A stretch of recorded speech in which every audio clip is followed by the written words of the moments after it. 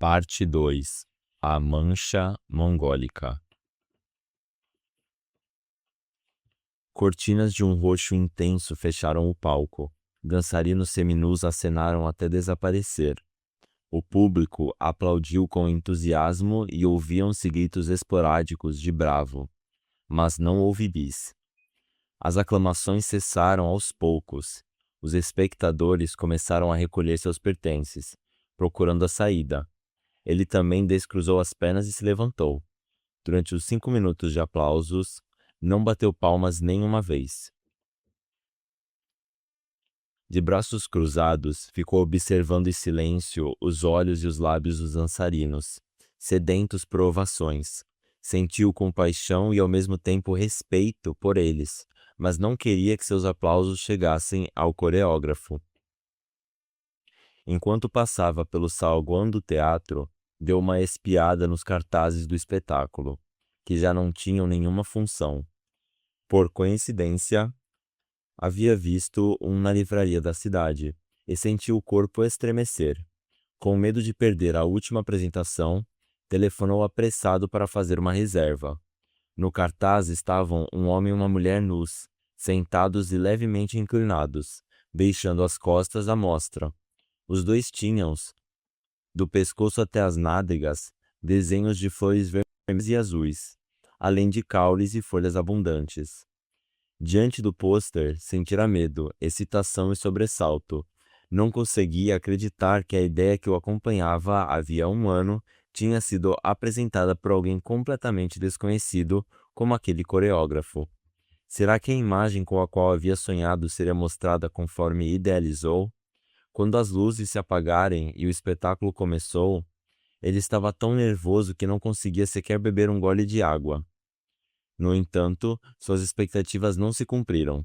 Evitando as pessoas pomposas do mundo da dança que lotavam o hall da entrada, vestidas com luxo exibicionista, ele seguiu em direção à saída que dava acesso ao metrô.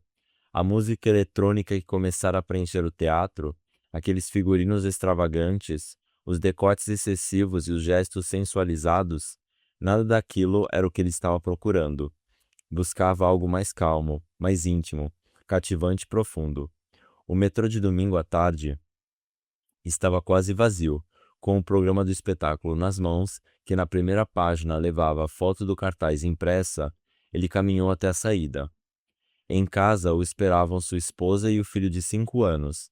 Mesmo sabendo do desejo da esposa de aproveitarem o domingo juntos, ele dedicou metade do dia ao espetáculo. Teria valido a pena? Ganhou mais uma desilusão, mas se deu conta de que precisava pôr sua ideia em prática. Nenhuma outra pessoa poderia levar seu sonho a cabo. Teve a mesma sensação amarga de tempos atrás, quando vira numa videoinstalação com uma ideia semelhante, obra de um artista japonês. Nela, cenas de uma orgia mostravam uma dúzia de homens e mulheres com o corpo inteiro pintado, trocando toques e carícias ao som de músicas psicodélicas. Pareciam peixes fora d'água, se debatendo o tempo todo. É claro, ele também sentia o mesmo tipo de sede, mas não queria expô-la tanto. Tinha certeza disso. Quando se deu conta, já estava chegando à estação de metrô próxima ao condomínio onde morava, mas nunca tivera a intenção de descer. Meteu de qualquer jeito o programa do espetáculo na bolsa que carregava no ombro, enfiou as mãos no bolso da jaqueta e olhou para o interior do vagão refletido na janela. Aceitou sem dificuldade o fato de que era um homem de meia idade que escondia os cabelos, cada vez menos abundantes, sob um boné de beisebol e a barriga saliente sob a jaqueta. Por sorte, a porta da oficina estava trancada. As tardes de domingo eram praticamente o único período em que ele podia trabalhar em paz. Durante uma campanha de grandes empresas para arrecadar fundos para projetos artísticos, uma delas selecionou alguns videoartistas, entre os quais ele, para lhes oferecer um espaço de 25 metros quadrados no subsolo de um edifício, além de um computador para cada um. Era muito bom poder usar equipamentos de última geração, sem custos, mas sua personalidade delicada só conseguia se concentrar quando estava sozinho.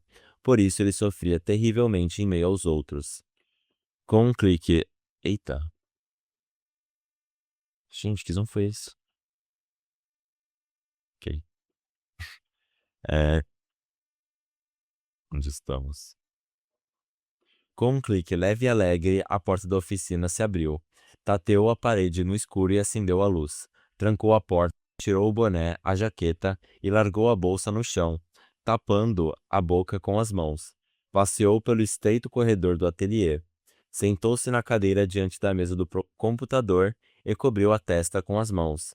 Abriu a bolsa e pegou o programa do espetáculo, ao qual assistira havia pouco, um caderno de rascunhos e a fita master, adesivada com seu nome, endereço e número de telefone.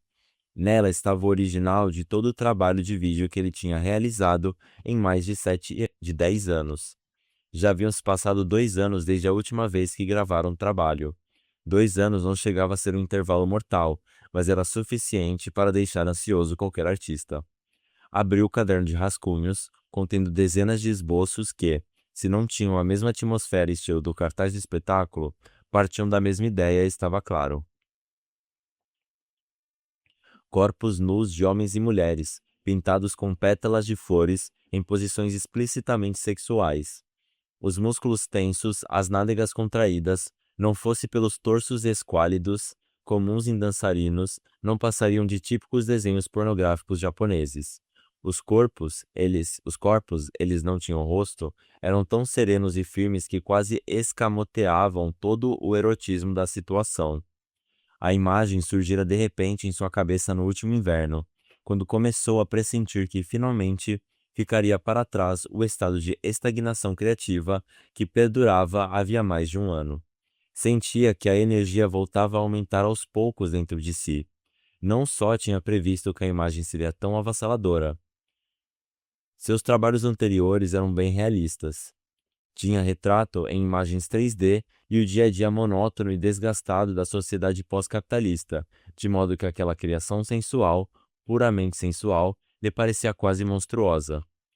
A tal imagem poderia nunca ter lhe surgido se, naquela manhã de domingo, sua esposa não tivesse lhe pedido para dar banho no filho. Se depois de envolver o filho numa toalha grande, vendo a esposa vestir nele uma cueca, ele não tivesse dito a ela: a mancha mongólica dele ainda está muito grande. Quando será que isso vai desaparecer? Se sua mulher não tivesse respondido sem pensar muito: não sei bem. A Yeonghye, por exemplo, teve a mancha até os 20. Se ele não tivesse dito até os 20, e se ela não tivesse devolvido em seguida? Sim, era do tamanho de um polegar, em tom esverdeado. Se tinha mancha até essa idade, ainda deve ter. Foi nesse instante que lhe veio a imagem de uma flor azul esverdeada, da cor do mar, saindo do meio das nádegas de uma mulher. A possibilidade de sua cunhada, irmã mais nova de sua esposa, ainda ter a mancha mongólica na bunda o intrigou. Inexplicavelmente, ele associou a informação à ideia de homens e mulheres com flores pintadas pelo corpo, copulando, formando em sua cabeça uma clara relação de causa e efeito. A mulher de seus rascunhos não tinha rosto, mas era sim sua cunhada, ou melhor, tinha que ser ela. A primeira vez que a desenhou, imaginando seu corpo nu, que nunca tinha visto, e estampando nele uma pequena mancha azul no meio das nádegas, experimentou uma leve excitação, acompanhada de uma ereção. Ele não experimentava uma coisa assim, provocada por algo definido, desde que tinha se casado, com 30 e poucos anos.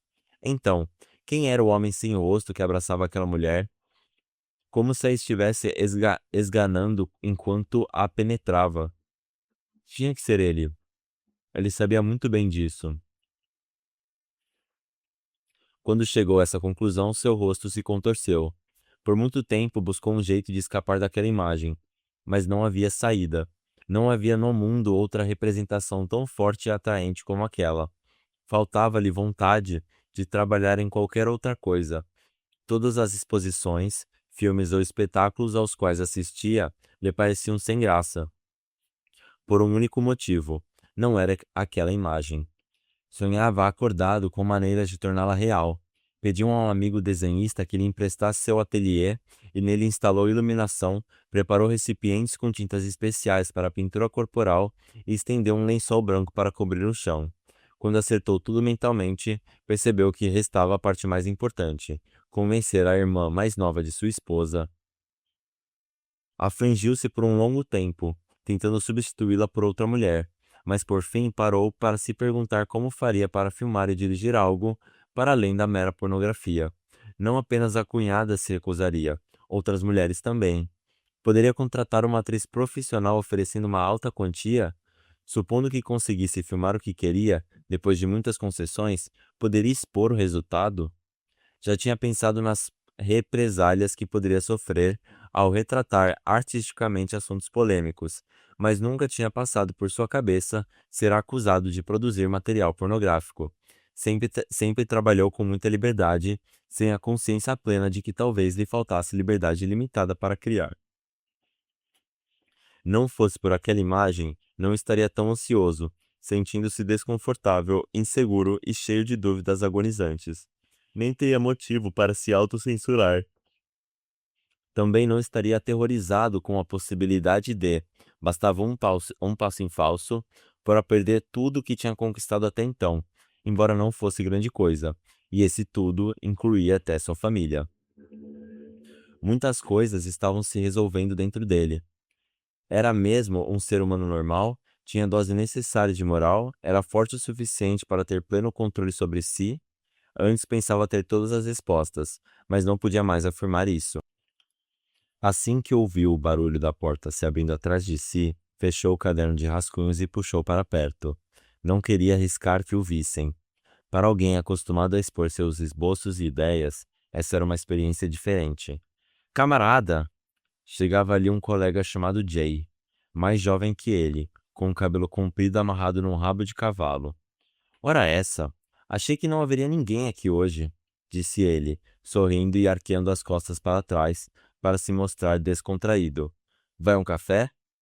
Perguntou tirando moedas do bolso. Ele assentiu com a cabeça. Enquanto Jay foi colocar as cápsulas de café na máquina, ele passou os olhos pela oficina, que já não era mais toda sua.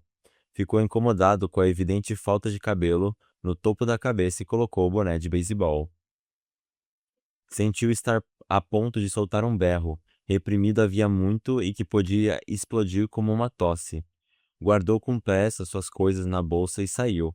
Acelerou o passo para não cruzar com Jay, dirigindo-se com rapidez ao elevador, que ficava no lado oposto ao da saída de emergência. Ao ver seu rosto refletido na porta do elevador, lisa como um espelho, notou os olhos avermelhados, como se tivesse acabado de chorar, mas não se lembrava de ter derramado uma lágrima sequer. Então teve vontade de cuspir naqueles olhos rajados de vermelho, vontade de esbofetar as próprias faces com a barba por fazer, até ver sangue sair delas e de pisotear aqueles terríveis lábios, sujos e inflados pelo desejo. Você demorou, disse sua esposa, esforçando-se para esconder que estava chateada. O filho recebeu sem muito entusiasmo e logo voltou a dar atenção à grua de plástico com a qual estava brincando. A esposa era dona de uma loja de cosméticos nas imediações de uma universidade. Depois que o bebê nasceu, deixou o negócio a cargo dos funcionários e só passava lá à noite, para fechar o caixa.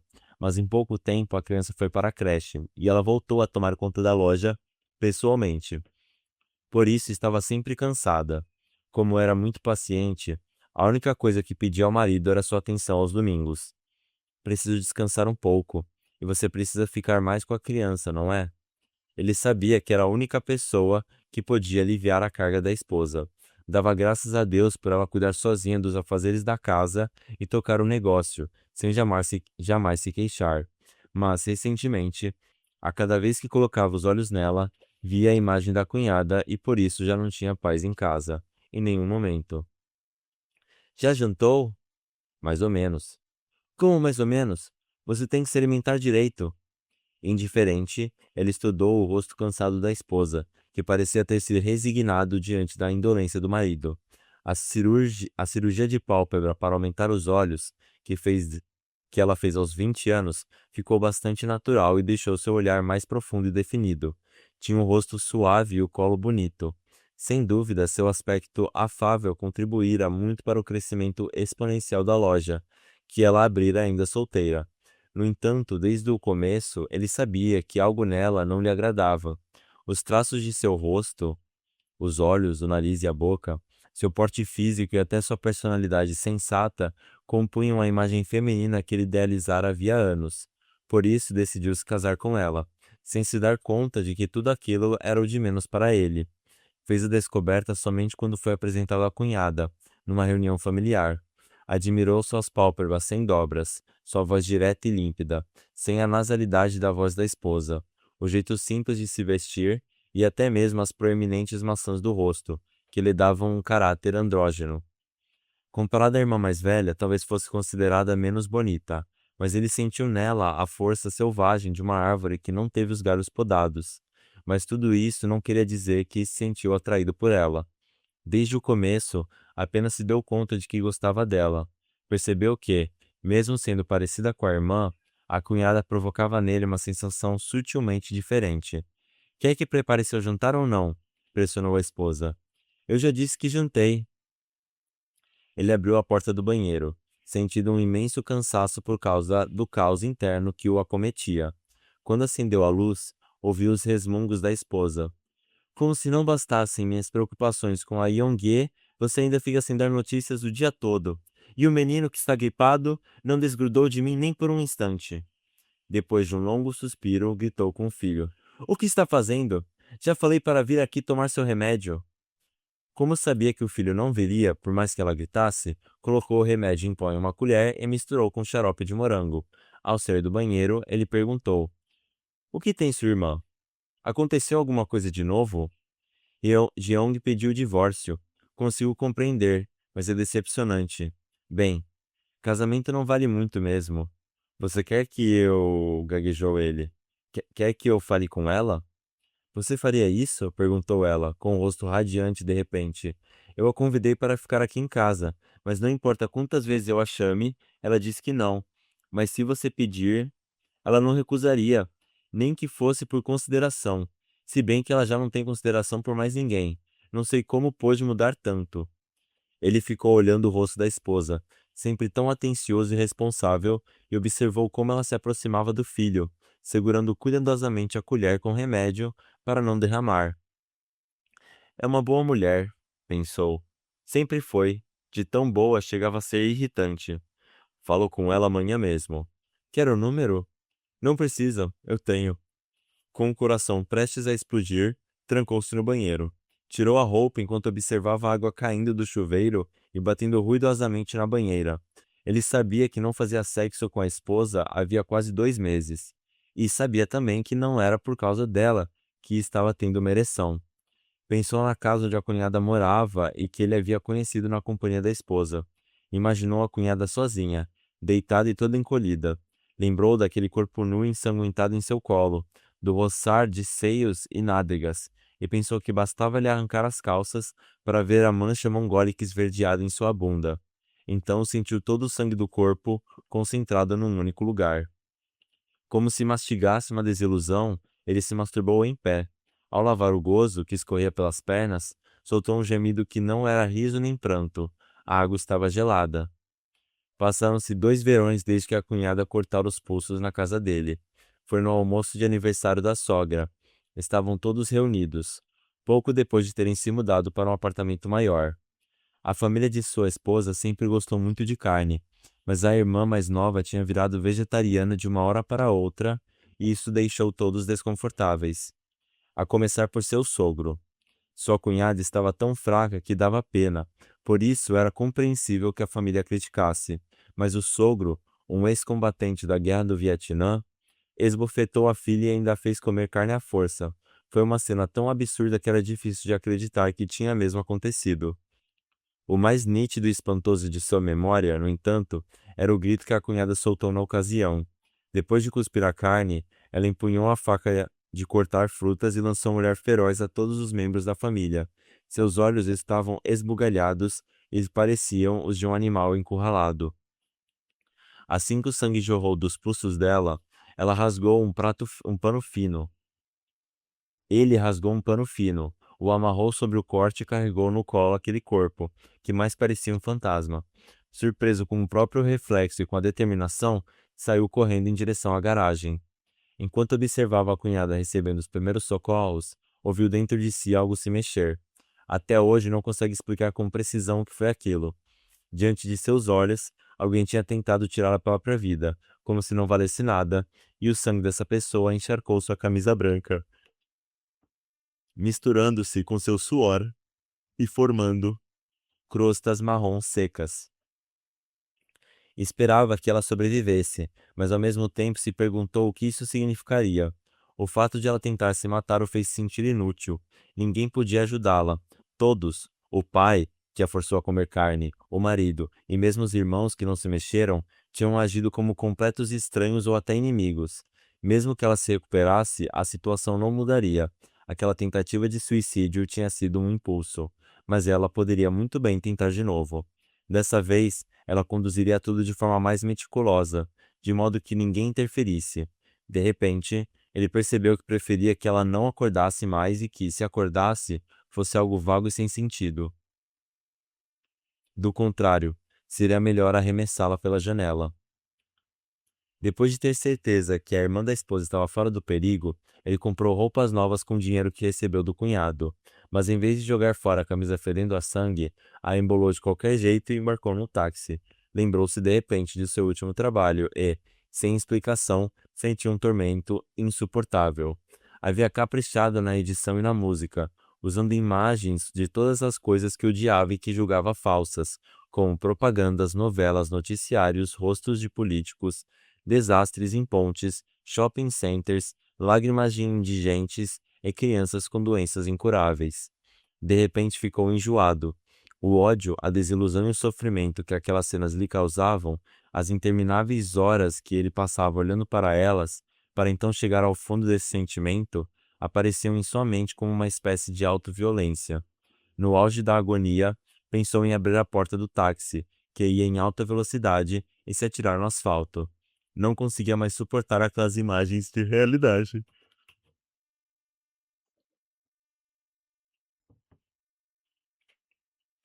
Durante a edição, seu ódio por elas não parecia tão intenso, ou então não tinha se sentido suficientemente ameaçado por elas. Mas naquele momento, dentro do táxi, sob o forte calor de uma tarde de verão e sentindo o cheiro desagradável do sangue da cunhada, ficou aterrorizado, sem conseguir respirar direito, e teve vontade de vomitar. Foi então que pensou que, por um bom tempo, não seria capaz de realizar outros trabalhos. Estava esgotado, sem a menor vontade de pensar na vida, a ponto de todas as suas manifestações lhe serem insuportáveis. As obras às quais tinha se dedicado nos últimos 10 anos estavam lhe virando as costas em silêncio. Não lhe pertenciam mais. Eram de outras pessoas, alguém conhecido ou que acreditava conhecer. Do outro lado da linha, sua cunhada não respondia. Com certeza estava ao telefone. Dava para ouvir sua respiração que, embora baixa, sobrepunha-se ao ruído ambiente. Alô? Ela por fim falou, com muita dificuldade. Yong-ye, sou eu. Está me ouvindo? Sua irmã pediu que te procurasse, disse ele, se sentindo péssimo por agir com tamanha falsidade e argúcia. Ela está muito preocupada com você. Ela soltou um breve suspiro do outro lado do telefone. Deve estar sem sapatos, como é seu costume. Depois de todos os acontecimentos, passou meses em tratamento numa clínica psiquiátrica. Durante esse tempo, a família toda tentava convencer o marido a reconsiderar o divórcio, mas Yeong dizia que preferia internar-se ele mesmo no hospício a ter que voltar a conviver com Yeong-ye. O mês que conviveu com a cunhada, até ela alugar um quarto, não lhe pareceu difícil nem incômodo, mas isso tinha sido antes de escutar a história da mancha mongólica. Tinha se acostumado a sentir pena dela, sem compreendê-la de verdade. Sempre fora uma mulher de poucas palavras e passava quase todos os dias na sacada, tomando os últimos raios do sol outonal. Amassava as folhas secas que caíam dos vasos ou projetava as sombras no chão, abrindo as mãos como um leque. Quando a irmã mais velha estava ocupada, levava o sobrinho Jiwo até o banheiro e lhe lavava o rosto, pisando no chão frio. Parecia inacreditável que tinha tentado se matar e ficado com os seios à mostra diante de todos os outros pacientes, no hospital. Sem dúvida fizera aquilo por causa da confusão mental, fruto da tentativa de suicídio. Até mesmo ele, que todo ensanguentado, a levara correndo para o hospital, experiência que lhe deixou marcas tão profundas, tinha dificuldade de ver-se como a mesma pessoa. Sentia que tudo aquilo aconteceria em outra vida. Se ainda havia algo estranho nela, era o fato de continuar a não comer carne.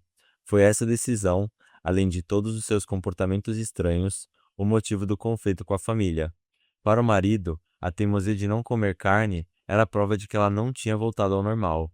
Ela parece mansa por fora, mas por dentro não. Sempre foi meio desligada, mas agora, com todos os remédios, está mais ausente ainda. Nada mudou, acreditem. Isso era o que mais lhe perturbava.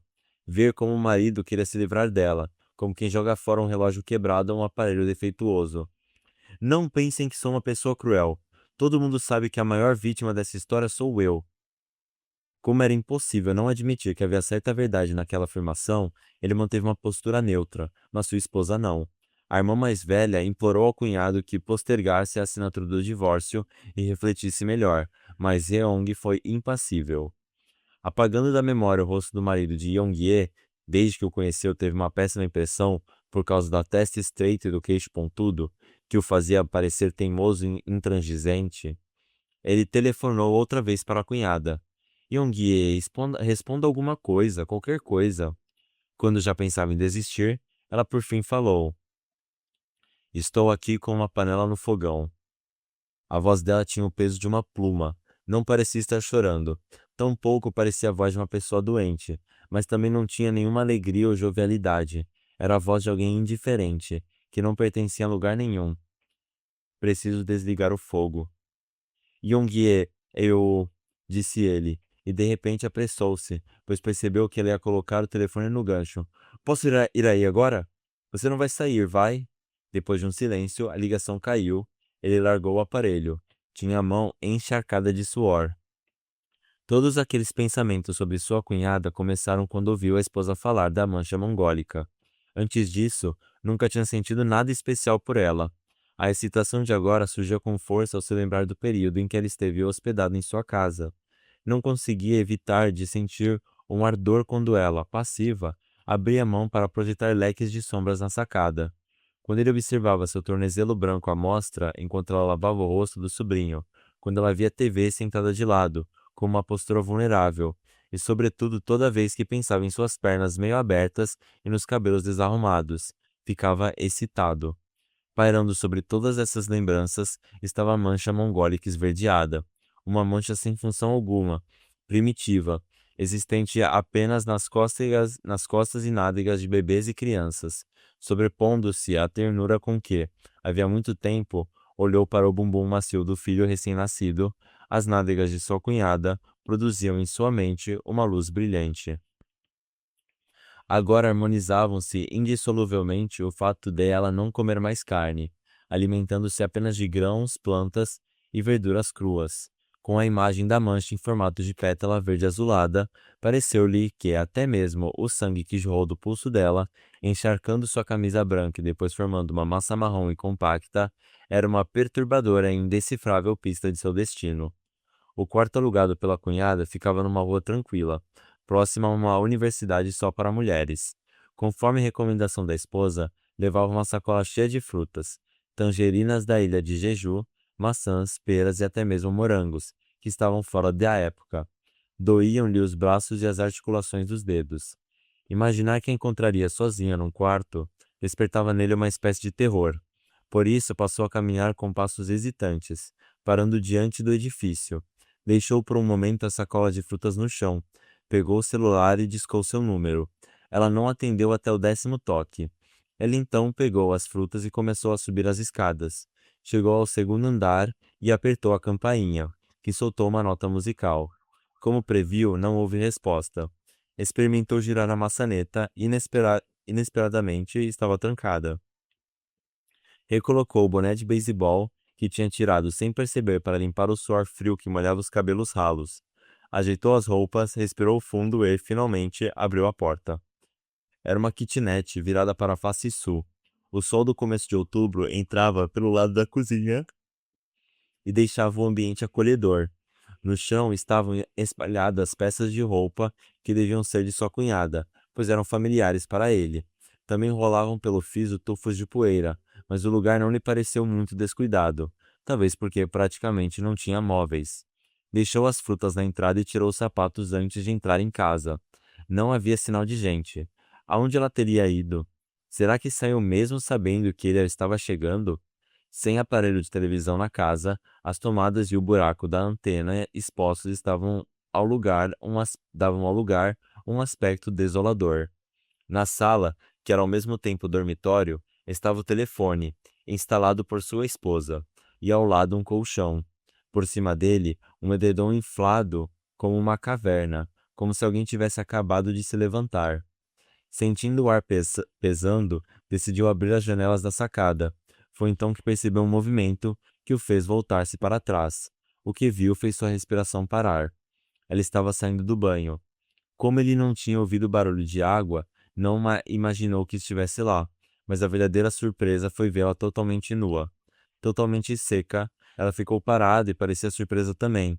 Foi pegando as roupas espalhadas pelo chão e se cobriu, não por ter ficado envergonhado ou sem jeito, mas porque era assim que devia agir em situações como aquela. Enquanto ela se vestia com naturalidade, sem nem mesmo se virar, o que se esperava é que ele desviasse o olhar ou saísse, mas em vez disso não se mexeu, encarando-a fixamente. Já não estava tão magra como quando parou de comer carne. Desde a época da internação no hospital foi ganhando peso, e como se alimentava bem também em sua casa, seus seios tinham um caimento suave. A cintura era bem delineada, não tinha muitos pelos pubianos, e as pernas, bem desenhadas, eram atraentes.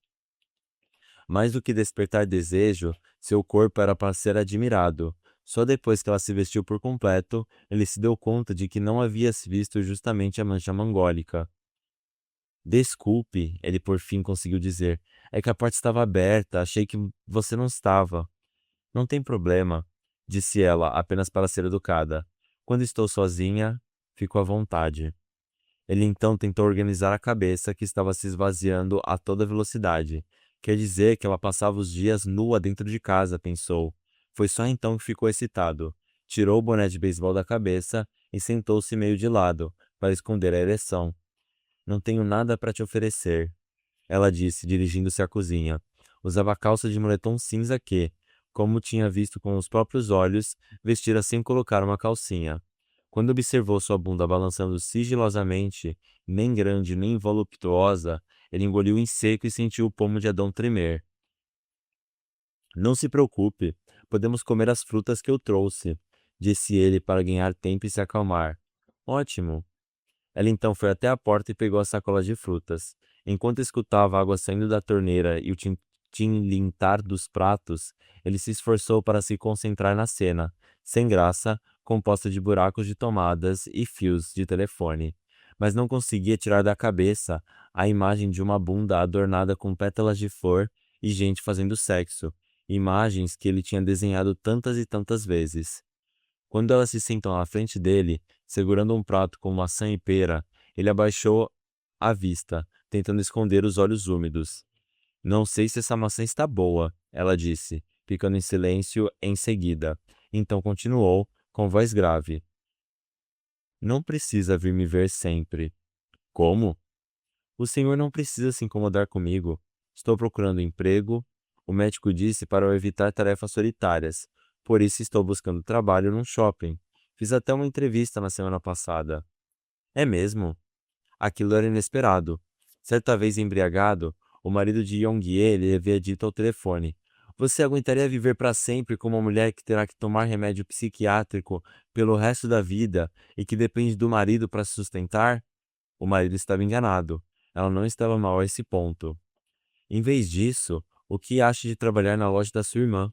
Ele disse, olhando para baixo e revelando por fim o assunto que o levara até ali. Se é para pagar um bom salário a alguém, que seja alguém da família. Ela confia em você. Além disso, ficará mais tranquila tendo você por perto.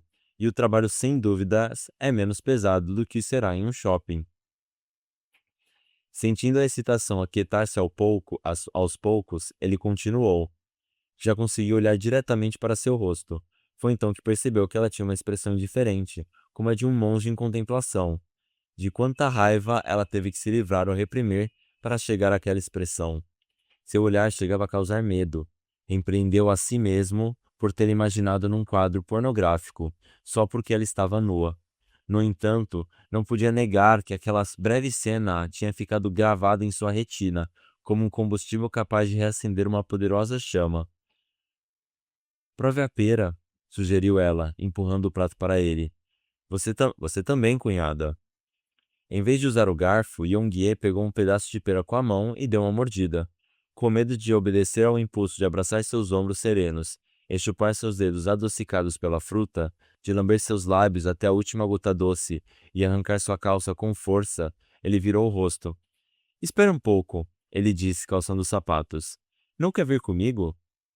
Aonde? Vamos conversar um pouco, enquanto caminhamos. Vou pensar sobre o que você falou. Não, não é sobre isso. Eu queria te pedir um favor. Ela fez cara de quem não estava entendendo. Se ao menos conseguisse desvencilhar do desejo e dos impulsos torturantes que o assaltavam, poderia conversar com ela em qualquer lugar. Pode falar aqui mesmo. Não, eu gostaria de andar um pouco. Não se sente sufocada ficando em casa o dia inteiro? Convencida, ela calçou as sandálias e o seguiu. Em silêncio, deixaram para trás a ruazinha e avançaram para a avenida. Quando ele avistou a placa de uma sorveteria, perguntou: Gosta de sorvete? Ela esboçou um sorriso pela metade, como uma namorada que faz charme. Sentaram-se numa mesa perto da janela. Em silêncio, enquanto ela pegava sorvete com uma colher e lambia, ele a observava. Seu corpo estremecia cada vez que ela esticava a língua, como se estivessem conectados por um fio condutor. Então pensou que talvez existisse só uma maneira de se livrar daquele inferno, realizar o desejo. O que eu queria te pedir? Ela abriu bem os olhos, ainda com sorvete na ponta da língua. Como uma boa representante da etnia mongólica, seus olhos de pálpebras curtas guardavam pupilas brilhantes, nem muito grandes nem muito pequenas. Gostaria que posasse para mim, como um modelo. Ela não sorriu nem ficou sem jeito. Encarava-o em silêncio, como se o estivesse decifrando. Você já viu minhas exposições, não viu? Sim? Será um trabalho de vídeo parecido com o que eu já fiz. Não vai tomar muito seu tempo. A questão é que você precisa ficar nua. Estava sendo ousado, sabia disso. Sentiu que estava recuperando a calma, que já não suava frio nem as mãos tremiam. Era como se tivesse colocado um saco de gelo na cabeça. Você ficará nua e terá o corpo pintado com tinta à base de água. Por fim, ela abriu a boca, mantendo o semblante sereno. E depois? Ficará parada, até a filmagem terminar. Pintar o corpo com tinta? Vou desenhar flores em você. Por um breve instante, seus lábios tremeram, ou assim pareceu a ele. Não vai ser difícil, levará cerca de 2 horas, apenas. Pode ser no horário que lhe for mais conveniente. Achou que tinha falado tudo o que precisava, então baixou a cabeça, resignado, olhando para o sorvete com farofa de amendoim e fatias finas de amêndoas que derretia lentamente. E, de repente, veio a pergunta: Onde? Disse ela, tomando a última colherada. Um pouco do creme branco ficou em seus lábios pálidos. Tinha um rosto tão passivo que era impossível saber o que se passava em sua cabeça. Vou pedir emprestado o estúdio de um amigo. Por favor, não diga nada à sua irmã. Ele balbuciou. Achou que era melhor não pedir aquilo, mas não viu outro jeito, odiando a si mesmo, reforçou. É segredo. Ela não esboçou reação. Ele, por outro lado, prendeu fundo a respiração e a olhou com cuidado, como se quisesse devorá-la viva e assim descobrir o que estava pensando. Graças aos raios de sol que entravam através da ampla janela do estúdio, o ambiente era aconchegante. Com 300 metros quadrados, o espaço parecia mais uma galeria de arte. As obras do amigo estavam penduradas em lugares estratégicos e as ferramentas eram surpreendentemente organizadas, tanto que, embora tivesse levado seu próprio material de trabalho, lhe deu vontade de experimentá-las. Tinha escolhido aquele estúdio porque sabia que nele entrava a luz natural. O dono não era seu amigo íntimo, mas estudaram juntos na faculdade e era o primeiro da turma a alcançar o posto de professor universitário, ainda com 30 e poucos anos. Precocemente já apresentava a dignidade, a postura e o jeito de se vestir de um professor. Por essa não esperava. Você me pedindo um favor? Disse o amigo uma hora antes, entregando-lhe as chaves enquanto tomava um chá. Se precisar mais vezes, pode contar comigo. Costumo passar bastante tempo na universidade e o estúdio fica livre de dia. Ele pegou as chaves, notando que a barriga do amigo era mais saliente que a sua. Ainda que não demonstrasse, também devia ter os próprios desejos não realizados, angústias e ansiedades. Então, sentiu uma espécie de consolo patético ao pensar que o volume daquela barriga revelava tudo o que faltava ao amigo. Certamente devia se incomodar com a gordura ou sentir a nostalgia do corpo da juventude. Afastou um pouco os quadros do amigo, um tanto convencionais para seu gosto, ajuntando-os num canto e abriu um lençol branco sobre o piso de madeira sólida iluminado pelo sol. Deitou-se ali por um instante, para saber o que ela veria e sentiria quando estivesse na mesma posição. Os veios da madeira que cobria o teto alto, o céu através da janela, a temperatura levemente fria, porém tolerável, do piso, suavizado pelo lençol. Depois ficou de bruços e observou os quadros do amigo, a fria sombra que se projetava no chão e a fuligem da lareira apagada. Deixou as ferramentas de pintura à mão, pegou a câmera de vídeo PD-100 e checou se tinha bateria suficiente. Depois ajustou a iluminação extra. Em caso de a gravação se prolongar muito. Então abriu o caderno de rascunhos. Deu uma olhada nele e o guardou de volta na bolsa. Tirou a jaqueta, arregaçou as mangas e se pôs a esperar. Yong-Ye chegaria por volta das 3 da tarde na estação de metrô, perto do horário combinado. Ele pegou a jaqueta e calçou os sapatos. Inspirou fundo o ar limpo do subúrbio e foi em direção ao metrô. Atendeu o celular enquanto caminhava. Sou eu. Era sua esposa. Acho que vou chegar tarde hoje. A funcionária nova faltou de novo. Por favor, vá buscar Ji-woo na creche. Ele foi categórico na resposta. Também não posso. Não antes das 9. Do outro lado da linha, ouviu o suspiro pesado da esposa. Está bem. Vou pedir para a vizinha do 709 que fique com ele até as 9. Sem dizer mais nada, ela encerrou a ligação. Era essa a natureza do relacionamento xoxo que viviam nos últimos tempos, como se fossem dois sócios ligados por um filho. Na noite do dia em que visitou a cunhada, movido por um impulso irresistível, ele procurou à força a esposa na cama. Ficou surpreso com a intensidade de seu desejo, algo que não sentira nem mesmo nos primeiros tempos de casados. A esposa também estranhou. O que você tem? Não queria ouvir o tom nasal da voz da esposa, por isso lhe tapou a boca. No escuro, não era a esposa que ele imaginava, e sim a cunhada, pensando em sua silhueta, nariz e lábios. Colocou na boca o mamilo endurecido da mulher e arrancou sua calcinha. Cada vez que a imagem da pequena pétala esverdeada se impunha e ameaçava desaparecer, ele fechava os olhos e apagava o rosto da esposa. Quando terminou, ela estava chorando. Ele não sabia se pela excessiva violência com que tinha agido ou por outro tipo de sentimento que desconhecia. Virando as costas para ele, a mulher murmurou: Estou com medo. Pelo menos foi o que pensou ter ouvido. Ou talvez tenha sido: Tenho medo de você. Ele estava prestes a cair num sono pesado como a morte e nem mesmo tinha certeza de que a frase havia saído da boca da esposa. Não sabia sequer por quanto tempo tinham durado os seus soluços. No dia seguinte, a esposa continuava a mesma. Sua voz era a mesma ouvida havia pouco no telefone. Não demonstrava nenhum vestígio que revelasse o incidente da noite anterior e nenhum tipo de rejeição em relação a ele. Seu jeito paciente de falar, quase inumano, e o mesmo suspiro de sempre o fizeram se sentir culpado por um tempo. Para apagar todo aquele desconforto, apressou os passos. Para sua surpresa, a cunhada já o esperava quando ele chegou à estação. Estava sentada de qualquer jeito na escada que levava à saída.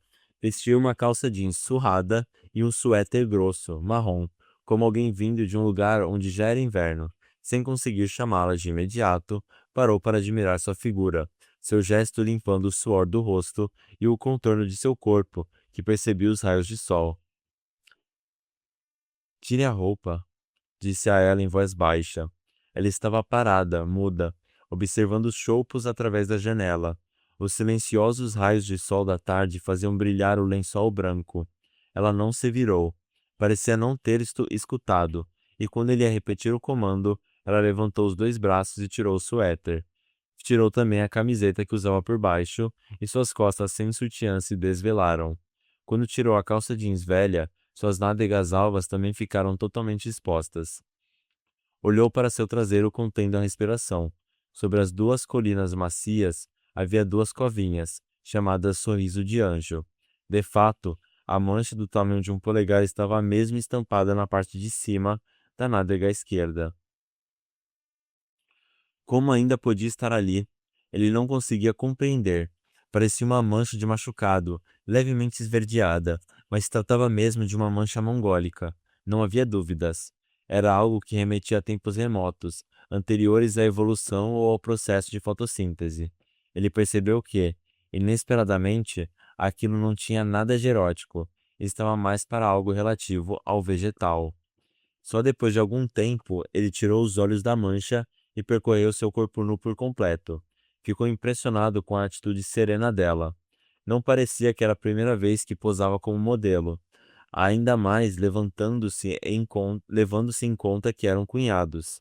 De repente, ele lembrou que, um dia depois de cortar os pulsos, ela foi encontrada com o torso nu na frente da fonte do hospital, e por isso tinha sido internada na ala psiquiátrica, e demorou para receber alta porque, além de tudo, queria tirar a roupa para ficar tomando sol o tempo todo. Que eu me sente? Ela perguntou. Não, fique de bruços, respondeu ele num murmúrio, quase sem pronunciar as palavras. Ela fez o que ele pediu. Em choque, ele franziu a testa tentando descobrir as razões do sentimento avassalador que surgiu dentro dele quando a viu naquela posição. Fique assim por um instante. Fixou a câmera no tripé e ajustou a altura. Depois de posicioná-la de modo a capturar o corpo dela num quadro só, pegou o pincel e a paleta de cores. Pretendia gravar o processo de pintura do corpo. Primeiro afastou o cabelo dela, que ia até os ombros, e começou a desenhar flores em sua nuca. Botões de pétalas roxas e vermelhas, semiabertos, encheram os ombros e as costas, e seus caules finos escorregavam pela cintura. Ao chegar à banda direita das nádegas, a flor roxa se abria esplendorosamente,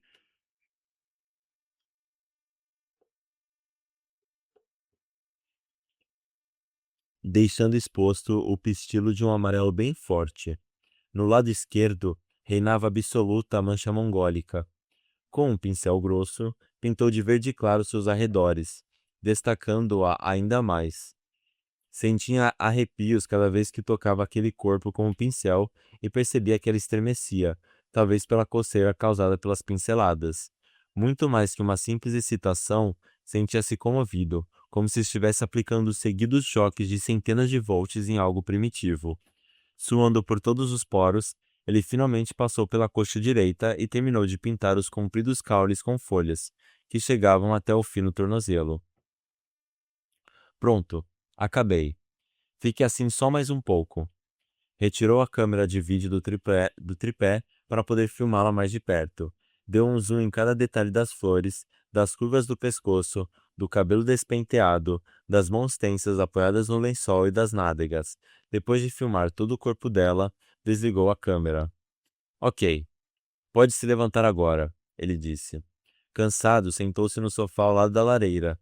Ela então se levantou, apoiando-se nos cotovelos. Parecia ter as extremidades adormecidas. Não está com frio? Perguntou, limpando o suor do rosto para, em seguida, cobrir os olhos dela com sua jaqueta. Cansada? Ela o olhou, ele sorriu. Um sorriso vago, mas firme, de quem não recusaria nada nem deixaria de surpreender por coisa alguma. Foi então que ele entendeu o que o havia impressionado tanto ao vê-la de bruço no lençol, com um corpo totalmente livre de desejo e, ao mesmo tempo, belo e jovem. Dessa contradição exalava uma fonte de mistério e fugacidade. Não era uma simples fugacidade, tinha força. A luz do sol se disseminava através do janelão e tomava forma de infinitos grãos de areia e, embora não fosse perceptível a olho nu, a beleza daquele corpo também se desfazia como areia. Uma infinidade de sentimentos indescritíveis o invadia de uma vez, apaziguando inclusive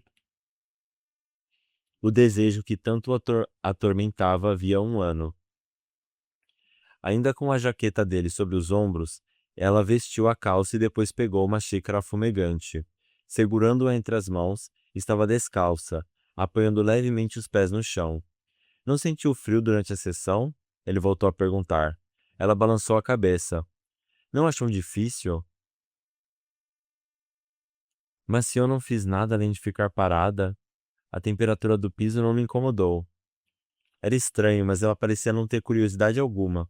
Talvez por isso tenha se mantido tranquila, independente da situação. Não ficar analisando o espaço desconhecido, tampouco demonstrar inquietudes que seriam naturais naquelas circunstâncias. Dava a impressão de se conter com observar tudo o que lhe acontecia, como uma espectadora apenas. Não. Quem sabe em seu interior coisas terríveis e inimagináveis estivessem acontecendo, e gerenciar tudo aquilo, mas as questões cotidianas, fosse desgastante demais para ela. Talvez por isso não tivesse energia suficiente para demonstrar interesse ou para reagir às coisas ao seu redor. Suas suposições vinham do fato de, em alguns momentos, ele ia notar que seus olhos não refletiam apenas uma tranquilidade vazia ou idiotizada, mas também algo feroz, contido à custa de muita força. No exato momento em que ele matutava tais elucubrações, ela estava encolhida, decócoras, segurando entre as mãos a xícara fumegante, tal qual um pintinho friorento. Essa postura, no entanto, não despertava compaixão. Revelava, sim, uma solidão compacta, capaz de incomodar a quem olhasse. Lembrou-se então do marido de Yongie. Ela não, ele não ia com a, ca- ele não ia com a cara dele desde o começo. Nem precisava chamá-lo mais de cunhado. Um rosto seco, convencional, de quem não acredita em nada que não seja concreto. Só de imaginar que aquela boca vulgar, que não emitia nada além de uma chuva de clichês, tinha alguma vez explorado o corpo dela, sentiu uma espécie de vergonha. Insensível como era, será que o tapado tinha se dado conta da mancha mongólica em sua mulher? Ao imaginar ambos nus, achou a cena insultante, suja e violenta. Quando ela se levantou do chão, estendendo-lhe a xícara vazia, ele também se pôs de pé, pegou a xícara e a colocou na mesa, trocou a fita da câmera de vídeo e a reajustou no tripé. Vamos de novo? Ela sentiu com a cabeça e se encaminhou para o lençol. Como o sol estava mais baixo, ele instalou sob seus pés uma iluminação com filamento de tungstênio. Ela tirou a roupa novamente e ficou deitada, dessa vez olhando para o teto. Por causa da iluminação localizada, parte do corpo dela ficou na penumbra. Mesmo assim, ele estreitou os olhos, como se um facho de luz os atingisse em cheio. Ele a vira nua antes, mas observá-la assim, deitada, vulnerável, bela e cruamente estendida, era impactante demais, a ponto de lhe arrancar lágrimas. As clavículas magras, os seios achatados como os de um menino, por causa da posição, as costelas marcadas, as coxas flácidas e sem sensualidade, até mesmo seu rosto, inexpressivo e desérticos, como se ela tivesse dormido de olhos abertos. Era um corpo do qual todos os excessos tinham sido eliminados. Ele nunca tinha visto um ser assim, capaz de dizer tanto apenas com sua figura. Dessa vez, as flores que ele pintou, da clavícula aos seios, eram amarelas e brancas. Se nas costas as flores representavam a noite, era dia claro na parte da frente. Um lírio laranja floresceu na concavidade do ventre e pétalas douradas de diversos tamanhos espalhavam-se pelas coxas. Em meio ao silêncio absoluto, uma exaltação nunca experimentada derramou-se de algum lugar desconhecido de seu interior e concentrou-se na ponta de seu pincel. Desejava prolongar aquela alegria pelo maior tempo possível. O rosto na penumbra, a iluminação não o alcançava. Dava a impressão de que ela estivesse dormindo. Apenas o leve tremor de sua pele ao toque do pincel entre as coxas desfazia o engano.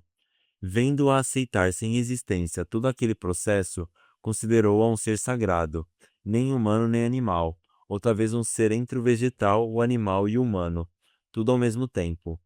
Deteve o pincel e, de cima, ficou observando embasbacado o corpo e as flores que nasceram sobre ele, esquecendo-se completamente da filmagem. Mas a luz do sol estava baixando, cada vez mais rápido. escurecendo o quadrante em que estava o rosto de Yongye. Então ele se aprumou e voltou a si. Fique de lado. Aos poucos, como quem se move ao ritmo de uma canção lenta, ela dobrou os braços às pernas, torceu a cintura e deitou-se de lado. Ele firmou as cristas suaves da cintura e das nádegas, intercalando com imagens das flores noturnas e diurnas. Por último, filmou a mancha mongólica, que, com a menor incidência de luz, aparecia como uma sombra verde. E depois de hesitar por um momento, deu um close em seu rosto. Tinha prometido que não o faria, absorvido pela escuridão. Registrou os lábios vagos, as maçãs do rosto proeminentes, a testa reta, que se revelava por entre os cabelos desarrumados, e os olhos totalmente vazios. Ela permaneceu de pé, com os braços cruzados, na frente do estúdio, até que ele guardasse todo o equipamento de filmagem no porta-malas. Seguindo as instruções do amigo, ele guardou as chaves dentro da bota de alpinismo que ficava sobre a escada de acesso à entrada. Em seguida, disse Yongye: tudo pronto, podemos ir. Embora usasse a jaqueta por cima do suéter, ela tremia, parecia estar com frio. Jantamos perto da sua casa? Ou então comemos algo aqui perto? Você deve estar com fome, não? Não estou com fome. Isso. Será que isso é com água? Ela perguntou, apontando para a região do peito, como se essa fosse sua única dúvida. Acho que não. Vão ser necessárias várias duchas para sair. Gostaria que saísse nunca. Ela o interrompeu. Ele ficou sem reação por um momento, olhando para o rosto de Yongye, cuja metade estava coberta pela escuridão. Foram até o centro e entraram num restaurante de esquina. Por consideração a ela, que não comia carne, ele escolheu um que dizia Cozinha Budista. No menu, uma vintena de pratos finamente apresentados, além de arroz cozido em panelas de pedra, com castanhas e gengibre. Enquanto a observava comer, se deu conta de que não havia encostado em um só pelo dela, que esteve nua por quase 4 horas. Desde o começo, o plano era mesmo filmar seu corpo nu e nada mais. Mesmo assim, ficou surpreso com o fato de não ter ficado excitado. Mas, ao vê-la agora, levando a colher à boca, usando o suéter de lã, percebeu que o milagre que durara a tarde toda havia acabado, e o desejo que o tinha torturado por 1 ano estava de volta. Como um inferno conhecido, imaginou que a beijava à força e a jogava violentamente no chão, deixando todos os presentes aos gritos de indignação. Em vez disso, baixou os olhos, engoliu o arroz e perguntou: Por que você não come carne? Sempre quis te perguntar isso, mas nunca tive a chance. Ela deteve os palitinhos que prendiam brotos de feijão e olhou para ele. Se for difícil responder, nem precisa, ele disse, lutando contra as imagens eróticas que continuavam aparecendo num canto de sua cabeça. Não, não é difícil. Mas você não vai compreender, falou ela, impassível, mastigando os brotos de feijão. É por causa dos sonhos.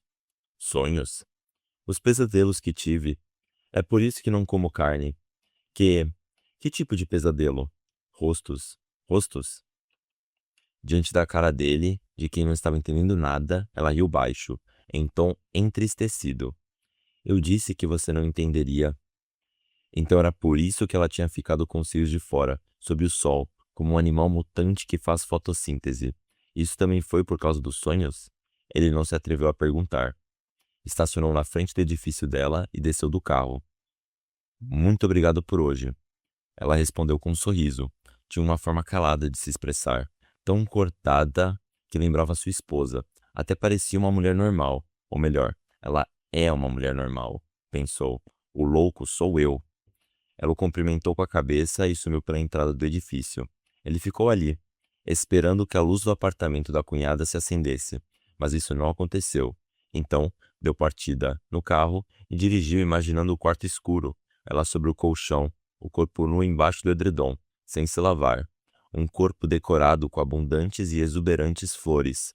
Um corpo que estava junto dele até poucos minutos antes. Um corpo no qual ele não encostou sequer um dedo. Sentiu uma agonia lancinante. Ele tocou a campainha do 709 exatamente às 9h20. Ji-woo ficou esperando pela mãe até agora, mas acabou dormindo. disse em voz baixa a mulher que atendeu a porta. Uma menina de Maria Chiquinha entregou-lhe a grua de plástico. Ele agradeceu e guardou o brinquedo na bolsa. Depois, abriu a porta do 710, seu apartamento, e então buscou o filho adormecido, levando-o com cuidado. O caminho até o quarto infantil, passando pelo corredor frio, pareceu-lhe infinito. O filho, já com 5 anos, ainda chupava o dedo. Percebeu que o menino acordou de leve durante o trajeto, porque ouviu o pequeno resmungando. Voltou para a sala e acendeu a luz. Depois de trancar a porta, sentou-se no sofá. Ficou pensativo por alguns instantes, mas logo levantou-se e saiu. Pegou o elevador até o térreo. Deixara o carro estacionado na rua. Prostrou-se no banco do motorista e ficou ali, segurando junto dele a mala com as 2 fitas de 6 mm e o caderno de rascunhos. Procurou o celular. E o menino? Perguntou a esposa com voz desanimada. Está dormindo. Ele jantou? Deve ter jantado. Quando cheguei, já estava dormindo. Está bem. Lá pelas 11 estou de volta. Como Gil está dormindo pesado. Pensei que eu... Hein? Vou dar um pulo no ateliê. Tem um trabalho que deixei por terminar. Como a esposa não respondeu, ele continuou. Acho difícil que Gil acorde. Está dormindo pesado. Quando dorme assim, vai até o dia seguinte. Silêncio. Está me ouvindo? Querido, ela parecia estar chorando. Será que não havia clientes na loja? Era incomum que agisse assim. Justo ela, sempre tão preocupada com os olhares alheios. Vá, se quiser, disse por fim, já mais calma, mas em um tom que ele nunca tinha ouvido. Fecho a loja agora e vou para casa. Disse isso e desligou. Era uma mulher de modos delicados. Jamais desligava primeiro, mesmo se estivesse ocupadíssima. Ele ficou confuso. Sentindo-se de repente culpado, hesitou por um momento, com o celular na mão. Pensou em voltar e esperar pela esposa, mas rapidamente desistiu e deu a partida no carro. Como o trânsito do horário, em 20 minutos ela estaria em casa. O filho não acordaria naquele intervalo. Além do mais, ele não queria ficar sozinho, no silêncio. Tampouco queria enfrentar o clima pesado que certamente haveria entre os dois. Quando chegou ao ateliê coletivo, Jay estava lá. Você chegou tarde hoje. Estou de saída. Fiz bem em vir correndo, pensou. Como as 4 pessoas que usavam o espaço eram notivagas, eram poucas as chances de trabalhar sozinho. Enquanto Jay recolhia suas coisas e vestia o casaco, ele ligou o computador. Com cara de surpresa, Jay olhou para as fitas que ele levava na mão e disse: Meu velho, você andou trabalhando bem. É? Pois é. Tem que me mostrar o que anda aprontando aí, disse Jay sem alongar o comentário. Está bem. Em tom de gozação, Jay despediu-se batendo continência e, para exprimir que tinha pressa, balançou os braços, como se fosse um pássaro em pleno voo. Ele deu risada e pensou que havia tempos não ia daquele jeito. Depois de varar a noite trabalhando, fitou a fita master e desligou o computador. A filmagem tinha ficado melhor do que esperava. A luz, a atmosfera e os movimentos de Yong-Ye emanavam um magnetismo de perder o fôlego. Pensou por um momento que música de fundo deveria colocar, mas logo concluiu que o silêncio do vazio ficava melhor. Os movimentos suaves do corpo, a mancha mongólica e as flores que enchiam a pele nua harmonizavam-se como algo essencial e eterno. Para encarar o tedioso processo de renderização, ele fumou um maço inteiro de cigarros. Por fim, o vídeo ficou com 4 minutos e 55 segundos de duração. Começava com suas mãos pintando o corpo nu, passando pela mancha mongólica, pelo rosto desértico e irreconhecível, por causa da penumbra, e outra vez a imagem se fundia em sombras. O esgotamento por ter passado a noite inteira trabalhando, a impressão de ter grãos de areia por todos os poros, a estranheza que lhe causava o ambiente a seu redor, havia tempos que ele não experimentava aquelas sensações. Então, escreveu na etiqueta da fita master: Mancha Mongólica 1, Flores Noturnas e Flores Diurnas. As imagens que levariam o título de Mancha Mongólica 2 e cuja edição ainda não a tinha terminado, mas que, na verdade, eram as que mais ele ansiava por finalizar, desfilaram diante de sua memória como um rosto saudoso. A entrega física total, a franqueza dos movimentos, ora violentos, ora suaves, registrados de perto, inclusive com tomadas dos genitais, imagens cruas, mas que justamente por isso alcançavam uma extrema purificação. Ficou, matu- ficou matutando com a fita master nas mãos, jogando-a de um lado para o outro. Se tivesse que escolher um homem para filmar junto com a cunhada, não poderia ser ele próprio. Tinha plena consciência de sua barriga cheia de dobras, suas gorduras salientes, a bunda e as coxas flácidas. Em vez de dirigir de volta para casa, foi até a sauna mais próxima. Enquanto trocava de roupa, vestindo a bermuda e a camiseta brancas que recebeu no vestiário, observou, desiludido, seu reflexo no espelho. Não podia ser ele. Quem então? Quem ele contrataria para fazer sexo com ela? Não era para ser um filme pornográfico, portanto, não queria que fosse sexo fingido. Tinha que ser de verdade. Porque a ideia era filmar os órgãos genitais em ação. Mas quem? Quem concordaria com algo semelhante? E como a cunhada receberia aquela proposta? Ele sabia que estava prestes a cruzar uma fronteira, mas não podia parar. Ou melhor, não queria parar. Tentou dormir dentro da sauna. Consumidas todas as suas energias, deixou que seu corpo cansado fosse envolvido por aquelas imagens que ele ainda não tinha conseguido realizar, como um cálido e resplandecente raio de luz. Ele a viu antes de despertar de seu sono breve. Sua pele tinha um tom verde esmaecido. Seu corpo de bruços parecia uma folha recém-caída do galho, embora não estivesse completamente seca. Já não se via a mancha mongólica, e sim aquele verde desbotado, distribuído por toda a pele. Ele a virou, de modo que ela ficasse com a boca para cima. Um raio de luz ofuscante irradiou da cabeça para o colo, impedindo que seu busto ficasse visível. Entreabriu suas pernas com as mãos e, ao não encontrá-las rígidas, notou que ela estava acordada. Quando a penetrou, um suco verde semelhante ao de folhas trituradas começou a escorrer de sua vagina. O cheiro agradável e ao mesmo tempo amargo de planta o deixou cada vez mais zonzo, dificultando sua respiração. Um pouco antes de gozar, ele tirou o corpo de dentro dela e percebeu que seu pau estava totalmente manchado de verde, assim como seu abdômen e suas coxas, tudo coberto por aquele suco refrescante de planta, que não dava pistas de onde vinha, se dela ou dele. De novo, ela ficou muda do outro lado da linha. Yongye? Sim? Por sorte, seu silêncio não durou muito dessa vez. Seria possível que houvesse em sua voz algo de alegria? Não dava para ter certeza. Descansou? Sim. Sabe, queria te perguntar se... Pode falar. Por acaso você já apagou os desenhos que fiz em você? Não. Ele suspirou com força. Você poderia deixá-los um pouco mais? Pelo menos até amanhã? Ainda não terminei o trabalho. Acho que vamos ter que filmar mais uma vez. Ela estava... sorrindo? Será que estava esboçando um sorriso do outro lado do telefone? Não queria apagá-los, por isso não tomei banho, explicou ela calmamente. Desde que você fez os desenhos, não tenho mais pesadelos. Você poderia pintá-los de novo quando se apagarem? Ele não estava entendendo bem o que significava aquilo, mas segurou o telefone com mais força. Agora, sim, resmungou para si mesmo. Uma pessoa assim talvez concorde. Talvez concorde em fazer qualquer coisa. Se estiver livre, pode ir ao estúdio amanhã, no mesmo horário.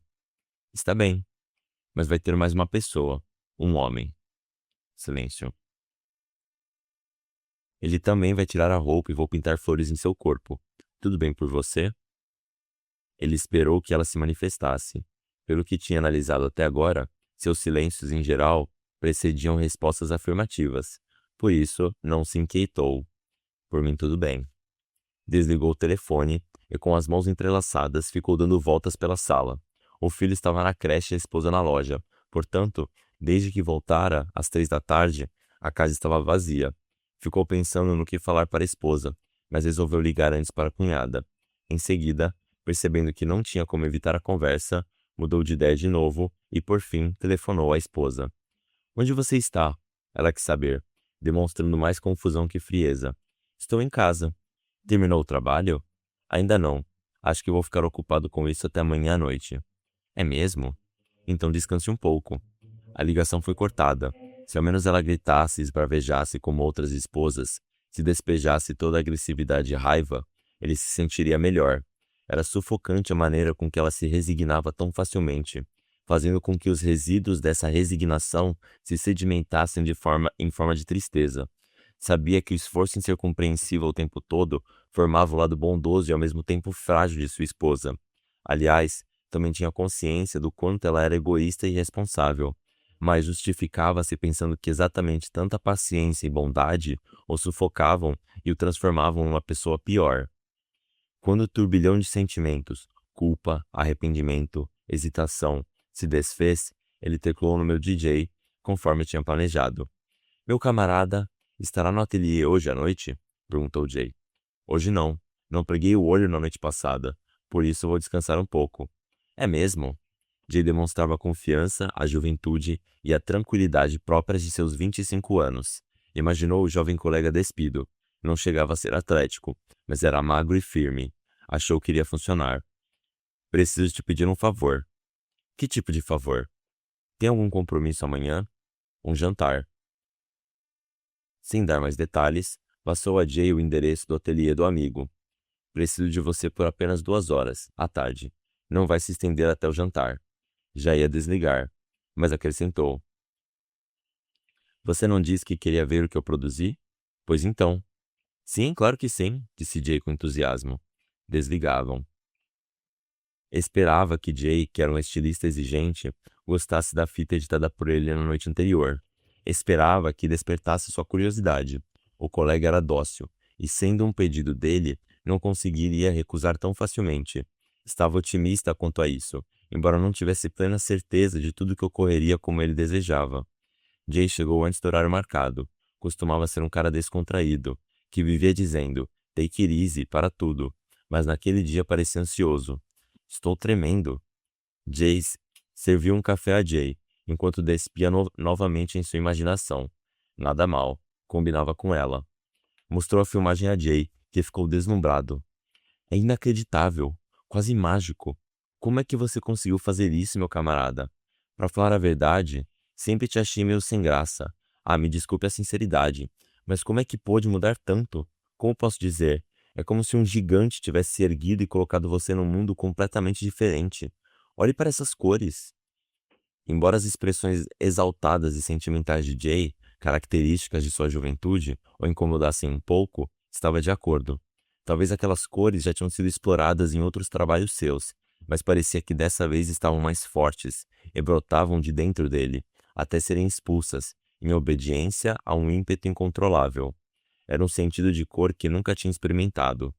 Achava que, até ali, tinha vivido como um ser obscuro, habitando espaços de pura sombra. Se por um lado o mundo em preto e branco, em que vivia, era belo e confortável, por outro já não era mais um lugar para o qual retornar. Parecia que tinha perdido para sempre a felicidade que lhe proporcionava aquela paz serena. No entanto, não tinha a sensação de perda, pois estava absorvido em dar conta dos novos estímulos e dores trazidos por um novo e vigoroso mundo. Encorajado pelo entusiasmo de Jay, por fim explicou, um pouco ruborizado, o que tinha em mente. Quando mostrou ao colega o programa de espetáculo de dança a qual assistira e seu caderno de rascunhos, pedindo-lhe que fosse seu modelo masculino, Jay ficou aturdido. Por que eu? Há vários modelos profissionais por aí, atores, dançarinos. Porque seu corpo é ótimo para isso. Um corpo que fosse muito perfeito não se encaixaria no projeto. O seu é ideal. Quer dizer que tenho que posar assim, junto com essa mulher? Não consigo, meu velho. Para convencer Jay, tentou de tudo. Implorou, ameaçou, apelou.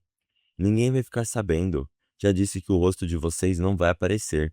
E essa mulher, você não quer conhecê-la? Vai ser uma inspiração para seus próprios trabalhos. Jay pediu uma noite para pensar. Telefonou no dia seguinte, aceitando a proposta, sem saber do plano completo. Uma cena de sexo de verdade. Está demorando um pouco, não? Disse Jay, olhando pela janela. Começava a ficar ansioso. Ele também estava impaciente.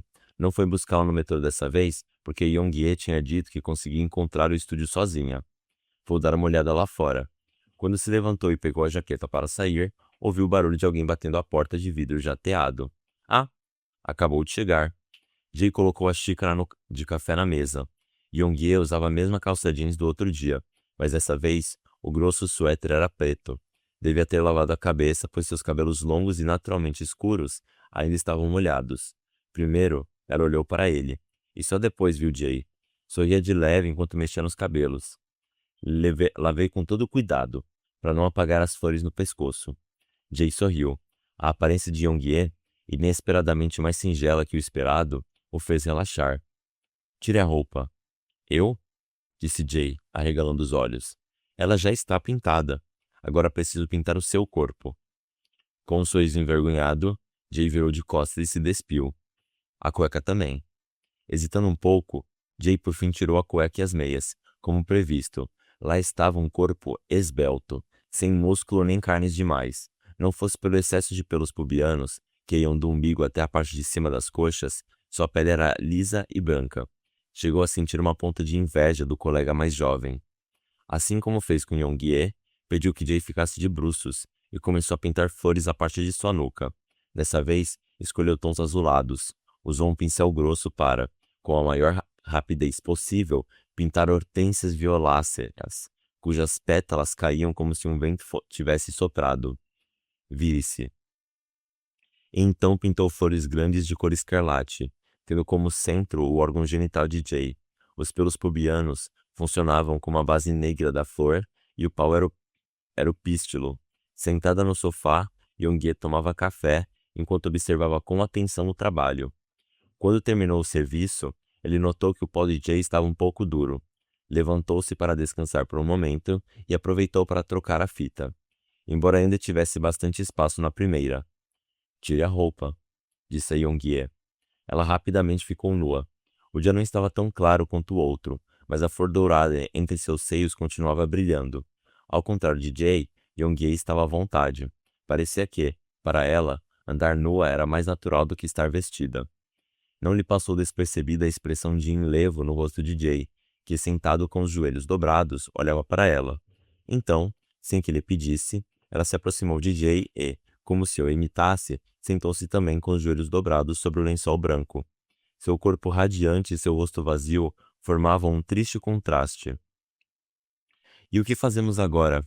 Perguntou Jay, que, talvez pressionado por ter que liderar de alguma forma a situação, continuava com o rosto ruborizado, mas o pau agora estava murcho. Coloque-a sentada sobre seus joelhos. Aproximou a câmera dos dois. Quando ela se sentou nos joelhos de Jay, ele indicou ao colega em voz baixa. Traga mais para perto. Com as mãos trêmulas, Jay puxou-a pelos ombros. Mas que droga! Você nunca fez isso antes? Ensine um pouco. Toque os seios dela, vai. Jay enxugou o suor da testa com as costas da mão. Nesse momento, ela deu a volta, lentamente, e sentou-se de frente para ele. Com uma das mãos, enlaçou o pescoço de Jay, e com a outra, começou a acariciar a flor vermelha pintada em seu peito. Passou-se um tempo incontável, durante o qual só se ouviu a respiração dos três. Os mamilos de Jay estavam contraídos e seu pau ereto, como se já tivesse visto os rascunhos do cunhado.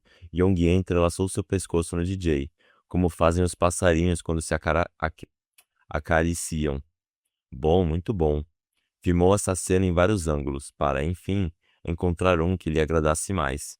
Bom, continuem, agora um sobre o outro. Ela empurrou Jay suavemente e o fez deitar no lençol, colocando as mãos sobre o peito dele. Deslizou os braços esticados, acariciando cada pétala vermelha pelo caminho, até chegar ao pubis. Com a câmera nas mãos, ela deu a volta por trás dela e filmou as flores roxas abundantes em suas costas. A mancha mongólica, que balançava conforme o movimento de seu corpo. É isso, pensou. Se pudessem avançar um pouco mais...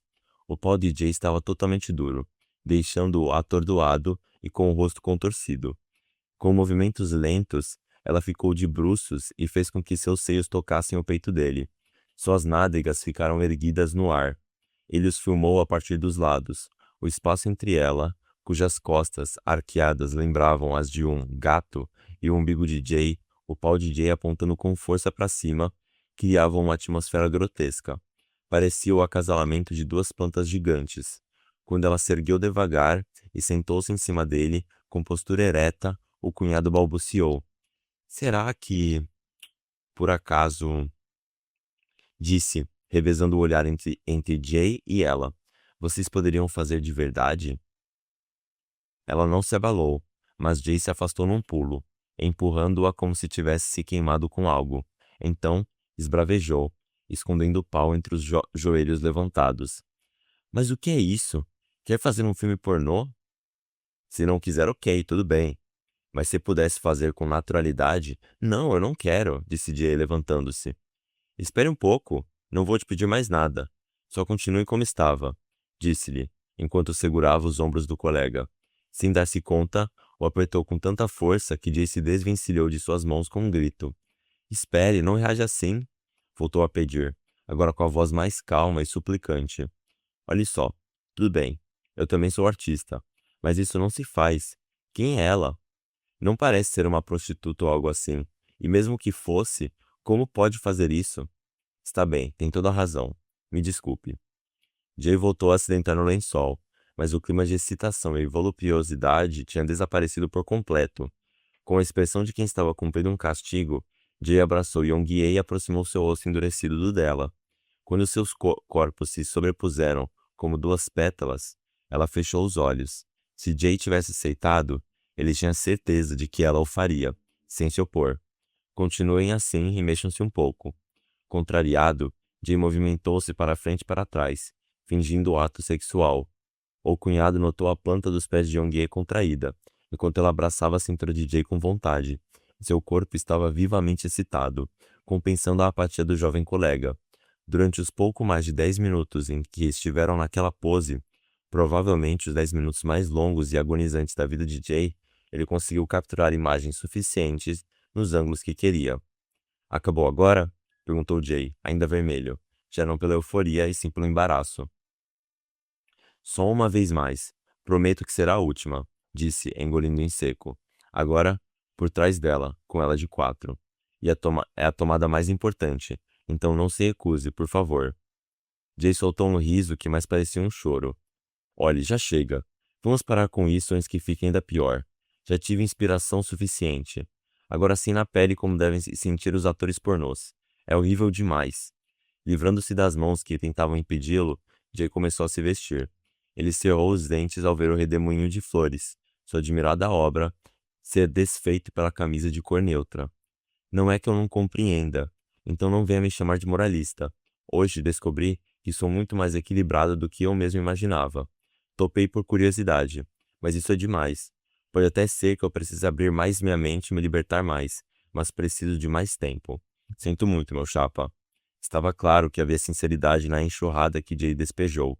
Ele realmente parecia ter se sentido desconfortável com tudo aquilo. Depois de cumprimentá-lo com a cabeça, Jay apenas lançou um olhar formal a ela, que permanecia de pé perto da janela, e foi andando com passos largos em direção à porta. Sinto muito. Depois que o carro de Jay partiu com estrondo, ele desculpou-se com Young-Ye, que recolhia suas roupas uma a uma. Ela não respondeu. Quando terminou de vestir a calça jeans, ela soltou um risinho no vazio, ainda com a mão no zíper. Por que está rindo? Estou toda molhada. Confuso como se tivesse levado um golpe na cabeça, permaneceu olhando para a cunhada. Ela estava de fato com dificuldades para subir zíper, por isso ficou ali, com as pernas ligeiramente abertas. Foi então que ele percebeu que ainda estava com a câmera nas mãos. Colocou o aparelho no chão e correu para trancar a porta. Não ficou satisfeito em passar a chave e cerrou-a também com a tranca da segurança. Em seguida, correu em direção à cunhada e a abraçou, deitando-a sobre o lençol. Quando abaixou a calça dela até a altura dos joelhos, Young-Ye disse: Não quero. Rejeitou-o não apenas com palavras, ela o empurrou violentamente. Levantou-se e ergueu a calça. Sentado, ele a observou subir o zíper e fechar o botão. Sem desistir, ele ficou de pé e a prendeu contra a parede. O corpo dela estava quente. Quando apertou seus lábios contra os dela e tentou introduzir a língua à força, ela o rejeitou outra vez com violência. Por que você não quer? Porque sou seu cunhado? Não é isso. Você disse que estava molhada. Silêncio. É porque você gostou daquele cara? Não é isso. É por causa das flores. Das flores? De repente, o rosto dela ficou assustadoramente pálido. O lábio de baixo, avermelhado por causa da mordida, estava tremendo de leve. Voltou a falar pausadamente. Eu queria mesmo fazer. De verdade. Nunca tive tanta vontade. Aquelas flores no corpo dele, aquilo me deixou louca. Isso é tudo. Ele ficou observando enquanto ela dava as costas e ia em direção à porta.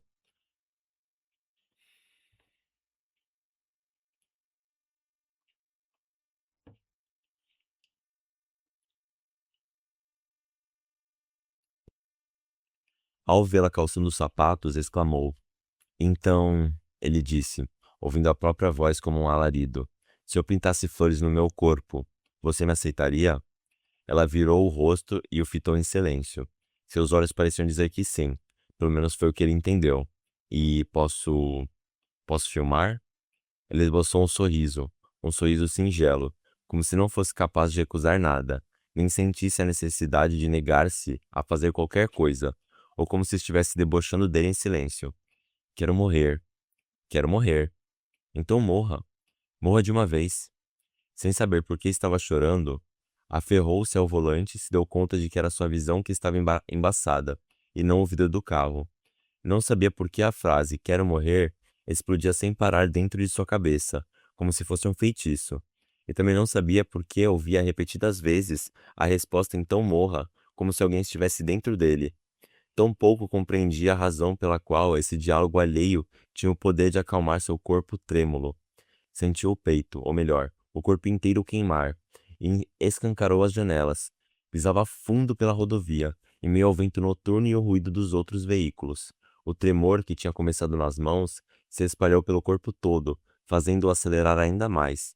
Com os dentes rangendo, levava um susto a cada vez que olhava para o velocímetro, e esfregava os olhos com os dedos agitados. De vestido preto e um casaquinho branco, Pi passou pela entrada principal do edifício e saiu. P. Depois de 4 anos de namoro com ele, acabou se casando com um ex-colega de ginásio. Meu Deus do céu. Que tinha se tornado juiz de direito. Graças ao apoio financeiro do marido, P conseguiu tocar sem problemas o casamento e a carreira artística. Tinha realizado várias exposições individuais e era bastante admirada entre os colecionadores do elegante bairro de Gangnam. Atraiu até mesmo inveja e calúnias. P logo reconheceu o carro com o pisca-alerta ligado. "Suba! Precisamos conversar", ele gritou, abaixando o vidro. "Muita gente me conhece aqui, a começar pelo porteiro. Qual é o seu problema? Ainda mais a essa hora." "Suba logo, preciso falar com você." Contrariada, P entrou no carro e sentou-se no banco do passageiro. Ele então a cumprimentou. "Há quanto tempo?" "Desculpe por te procurar assim tão de repente." "Sim, muito tempo. Nem parece coisa sua. E não venha me dizer que veio até aqui por saudade de mim." "Preciso te pedir um favor", disse ele, deslizando ansiosamente a mão pela testa. "Pode falar." É uma longa história. Vamos até seu ateliê. É perto daqui, não é?" "Sim. 5 minutos caminhando." "Mas o que está acontecendo? Me diga logo", exigiu P, elevando a voz, sem conseguir conter seu temperamento. Ele se alegrou por voltar a sentir a vitalidade daquela mulher, cuja personalidade forte já o incomodara anos antes. Teve vontade de abraçar P, mas sabia que aquilo não passava de pura nostalgia. Seu corpo ainda queimava de desejo pela cunhada, como uma chama avivada, com gasolina. Depois de levar Yong-Ye em casa, ele lhe disse que o esperasse, que iria voltar. Foi então que decidiu procurar P. A única pessoa que podia fazer em seu corpo as pinturas com a qualidade que ele precisava. A única pessoa que, por conhecer seu corpo nu, lhe faria aquele favor com urgência. "Você tem sorte por meu marido estar de plantão hoje à noite. O que ele iria pensar?" disse P, acendendo a luz do ateliê. "Veja aqui os esboços dos quais acabei de falar." P analisou com cuidado os desenhos. "Muito interessante. São incríveis, na verdade. Não sabia que você tinha esse domínio das cores", disse P, enquanto acariciava o queixo proeminente, e continuou. "Mas não parece seu estilo, Jung. Acha mesmo que consegue expor isso? Afinal, seu apelido era sacerdote, um sacerdote com consciência, um religioso devoto. Eu gostava disso em você", disse ela, olhando-o através dos óculos com a armação de casco de tartaruga. "Você está buscando um novo caminho, é isso? Mas não seria uma transformação radical demais? Se bem que... Quem sou eu para dar palpite?" Não queria entrar em discussão com P, então pôs-se a tirar as roupas em silêncio. A ex-namorada parecia estranhar tudo aquilo, mas logo desistiu de tentar entender e começou a misturar as tintas na paleta. "Não vejo seu corpo há muito tempo", disse ela escolhendo o pincel. Sentiu-se aliviado por não ter rido. Afinal, Se ela tivesse soltado uma risada, mesmo sem nenhuma intenção, ele teria interpretado como uma cruel zombaria. P passava o pincel por seu corpo com bastante cuidado. O pincel produzia um toque gelado, além de cócegas e formigamento, semelhante aos da mais insistente e eficiente das carícias.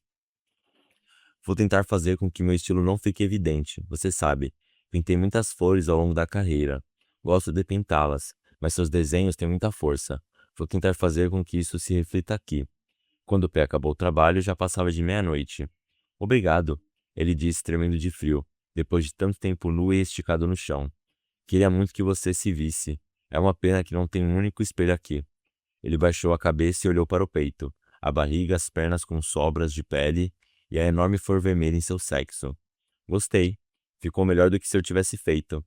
Não sei o que você vai achar das costas. Nos seus rascunhos, parece que essa é a parte mais importante. Deve ter ficado bom. Você trabalha bem. Fiz o melhor que pude para os desenhos ficarem com o seu estilo, mas acho que mesmo assim dá para entrever o meu traço. Muito obrigado, mesmo. Para falar a verdade, quando você tirou a roupa, eu fiquei um pouco excitada, confessou ela, sorrindo pela primeira vez. E agora? Perguntou ele sem dar muita importância ao fato. Vestia-se com pressa, e quando colocou a jaqueta, deixou de sentir tanto frio, mas seu corpo estava rígido. Bem, agora? O que está querendo dizer? Ele insistiu. Você não parece bem, vendo você assim com todas essas flores pintadas pelo corpo. Sinto um pouco de pena. Nunca tinha sentido isso por você. Então aproximou-se dele e o ajudou a fechar o primeiro botão da camisa. Vou ganhar ao menos um beijo, não é? Afinal, você me fez sair de casa a esta hora da noite. Antes que ele pudesse responder, P o beijou. Sentiu em seus lábios a lembrança de 1000 beijos parecidos e teve vontade de chorar. Não sabia se pelas recordações, pela amizade que os unia ou pelo medo de ultrapassar a linha que estava logo adiante. Como estava muito tarde, ele bateu a porta com um nó nos dedos, em vez de apertar a campainha, e entrou sem esperar a resposta. Sabia que estava aberta. Avançou no quarto escuro, graças à luz da rua que entrava pela sacada.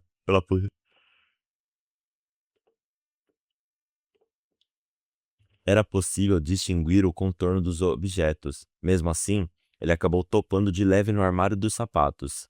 Está dormindo? Deixou no chão o equipamento de filmagem, que carregava nas duas mãos e no ombro.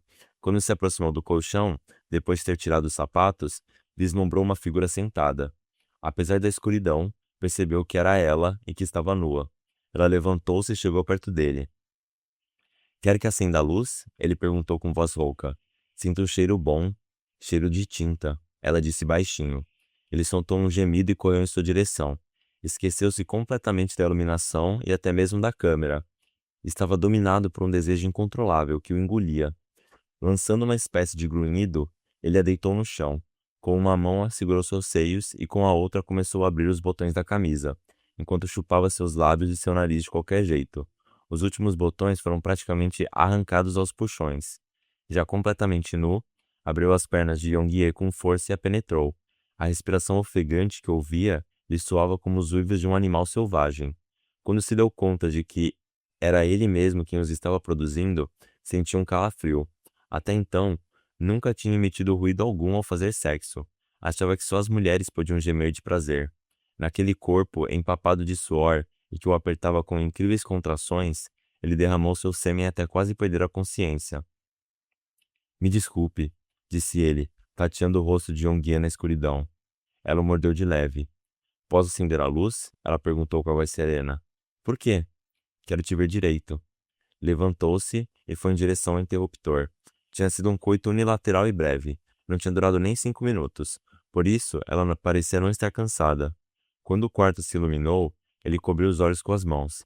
Só depois de um momento se acostumou com a claridade. Então a viu, encostada na parede. As flores abundantes em seu corpo continuavam belas. De súbito lembrou que estava nu e escondeu a barriga saliente com as mãos. Não cubra. Está bem assim. Parecem pétalas sobrepostas. Ela se aproximou devagar e se agachou, assim como fez com Jay. Esticou os dedos e começou a acariciar as flores no peito dele. Espera um pouco, pediu ele e se dirigiu à sala. Nu como estava, instalou o tripé a uma altura baixa e fixou nele a câmera. Com a altura baixa e fixou nele a câmera. ergueu o colchão e empurrou para a sacada e sobre ele estendeu o lençol branco. Do mesmo jeito que fizera no ateliê do amigo, instalou a iluminação aos rés do chão. Deite-se. Quando ela se deitou, ele ajustou o foco da câmera, calculando o lugar em que os corpos se entrelaçariam. Sob a forte iluminação, ela permaneceu com os membros alinhados. Então, com todo o cuidado, ele colocou-se sobre ela. Será que assim iriam parecer duas flores copulando, como aconteceu quando ela se deitou sobre Jay? Funcionaria como uma mescla de flores, animais selvagens e humanos, tudo na mesma figura.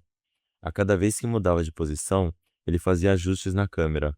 Antes de registrar a cena por trás, na posição que Jay se recusou a fazer, ele a gravou de 4 por um bom tempo em close. Depois a penetrou, seguindo cada um de seus movimentos através da tela externa da câmera. Estava saindo tudo à perfeição, conforme tinha imaginado. O abrir e o fechar da flor vermelha, com seu pau feito um pístilo gigante, repetiam-se por cima da mancha mongólica. Sentia um calafrio. Era a união grotesca entre as mais belas imagens com as mais feias, tudo ao mesmo tempo. Sempre que fechava os olhos, via o pegajoso líquido vegetal verde de seus sonhos espalhando-se pela barriga, pubis e coxas. Na última tomada, foi ele quem se deitou por baixo. E, claro, ajustou o ângulo da câmera de modo que fosse filmada a mancha mongólica. Para sempre. Que tudo isso dure para sempre. Quando ele sentiu o corpo estremecer de insuportável satisfação, ela desabou em choro. Quase 30 minutos tinham se passado sem que ela soltasse nem sequer um gemido. É verdade que seus lábios tremiam de leve, enquanto ela continuava de olhos fechados, demonstrando intenso gozo somente com as vibrações do corpo. Era hora de acabar com aquilo. Ele então ergueu o tronco e, sem soltá-la, esticou o braço e desligou a câmera. Sem culminação nem fim, as imagens se repetiriam no silêncio, em meio ao gozo, ininterruptamente. Por isso, tinha que parar de filmar naquele ponto. Ele esperou que ela se acalmasse, que parasse de chorar, e fez deitar-se. Nos últimos minutos do sexo, ela rangeu os dentes, soltou gritos ásperos e agudos, resfolegou e pediu chega, e começou a chorar novamente. E por fim, tudo ficou em silêncio. Sob a luz azulada da madrugada, ele lambeu longamente sua bunda. Gostaria que ficasse na minha língua. O quê? Sua mancha mongólica. Ela olhou um pouco surpresa. Como você ainda pode ter isso? Não sei. Achei que todo mundo tinha uma. Mas quando fui a uma sauna pública, reparei que só eu a tinha. Ele acariciou a mancha com a mão que a abraçava pela cintura. Sentiu vontade de também ter aquela mancha, tal qual a marca de um ferrete. Gostaria de devorar você, derreter você e fazer você correr pelas minhas veias. Será que agora vou deixar de ter aqueles pesadelos? Disse ela tão baixinho que mal se ouvia. Pesadelos? Ah, sim, com aqueles rostos. Sim, você me falou disso, disse ele, sentindo-se sonolento. Como são esses rostos? De quem são? É sempre diferente. Às vezes é de alguém conhecido, outras de alguém que nunca vi. Às vezes, em que aparece um rosto ensanguentado ou um cadáver em decomposição. Ele arregalou os olhos, que lhe pesavam como chumbo, e olhou para ela. Sem denotar cansaço algum, as pupilas dela se agitavam em meio ao crepúsculo. Achei que fosse por causa da carne, ela continuou. Achei que eu me livraria desses rostos se parasse de comer carne, mas não foi assim. Ele se esforçava para se concentrar no que ela estava falando, mas independente de sua vontade, seus olhos foram se fechando aos poucos. Então, agora entendi. Agora sei que é um rosto que vem de dentro do meu ventre. São rostos que sobem de dentro de mim. Escutando suas palavras como se fossem canções de ninar, ele adormeceu profundamente. Não tenho mais medo. Acho que não terei mais medo. Quando ele acordou, ela ainda estava dormindo. O dia estava claro. Ele tinha os cabelos bagunçados como a crina de um animal. Os lençóis amarrotados cobriam as pernas dela. No ar, um cheiro picante e azedo se misturava a outro, adocicado e enjoativo. Odores que vinham do corpo dela, mas que pareciam os de um bebê recém-nascido, preenchiam a casa inteira. Que horas seriam? Pegou o celular no bolso da jaqueta, que tinha jogado de qualquer jeito. Era 1 da tarde. Tinha dormido às 6 da manhã, ou seja, 7 horas de sono, como um defunto. Então, vestiu a cueca e a calça, para em seguida guardar os equipamentos de iluminação e o tripé, mas não conseguia achar a câmera. Lembrava-se de tê-la posto perto da porta depois de terminar a filmagem, para não correr o risco de tropeçar nela ou algo assim. mas ela tinha sumido.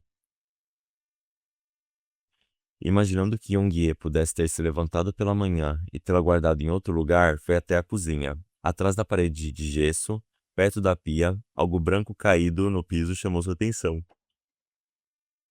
Era a fita de 6 milímetros. Estranhando o fato, recolheu a fita, e quando contornou a parede falsa, encontrou uma mulher debruçada sobre a mesa. Era sua esposa. Ao lado dela, havia uma pilha de potes de plástico envolvidos por um pano e, em suas mãos, um celular. A câmera de vídeo estava aberta e jogada debaixo da mesa. Embora fosse provável que tivesse ouvido o barulho do marido se aproximando, não se moveu um milímetro. Querida, ele sussurrou, sentindo náuseas. Não podia acreditar naquela situação. Querida. Foi só então que a esposa levantou o rosto. Ele logo percebeu que ela se mexia não para se aproximar dele, e sim para impedi-lo de chegar perto. Por fim, ela disse: Yongie não dava notícias. Por isso decidi passar aqui antes de ir para a loja. Preparei algumas marmitas com verduras para ela, disse com a voz tensa, se esforçando para não perder a calma, como se estivesse se justificando. Ele conhecia aquele tom de voz. Era assim que ela se comportava quando tentava esconder seus sentimentos a todo custo. Um tom lento, baixo e levemente trêmulo. Entrei porque a porta estava aberta. Vi o corpo de Yongie todo pintado e achei estranho.